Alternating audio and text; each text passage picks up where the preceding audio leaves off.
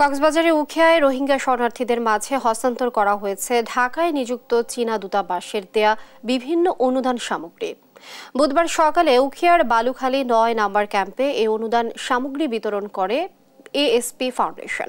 সামগ্রী বিতরণ অনুষ্ঠানের প্রধান অতিথি ছিলেন ফাউন্ডেশনটির উপদেষ্টা অবসরপ্রাপ্ত ব্রিগেডিয়ার জেনারেল মোহাম্মদ মনজুর কাদের। চীনের পক্ষ থেকে এমন এক গুরুত্বপূর্ণ সময়ে উদার অনুদান অবশ্যই রোহিঙ্গা শরণার্থীদের প্রত্যাবাসন পর্যন্ত জীবনমান উন্নয়নে সহায়তা করবে। চীনের মতো বন্ধু প্রতিম দেশ বাংলাদেশের পাশে সব সময় থাকবে।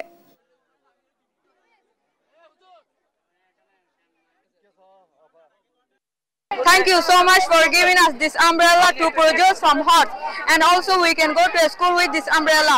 And also thank you Embassy of Republic people in China in Bangladesh. বাংলাদেশের সহায়তায় এবং আন্তর্জাতিক সহায়তায় তাদেরকে ফেরত যেতেই হবে, এবং তারা যতদিন থাকে রেফুজি হিসাবে আমাদেরকে তাদেরকে রক্ষণাবেক্ষণ করতে হবে। রক্ষণাবেক্ষণ বলতে তাদের দৈনন্দিন জীবন যাতে সুন্দরভাবে চলে, তারা যাতে সত্যিকার এডুকেশন পায়, তারা যাতে তাদের ভবিষ্যতের স্বপ্ন দেখতে পারে। আমাদের এপিএস ফাউন্ডেশনের এটাই হলো একটা উদ্যোগ।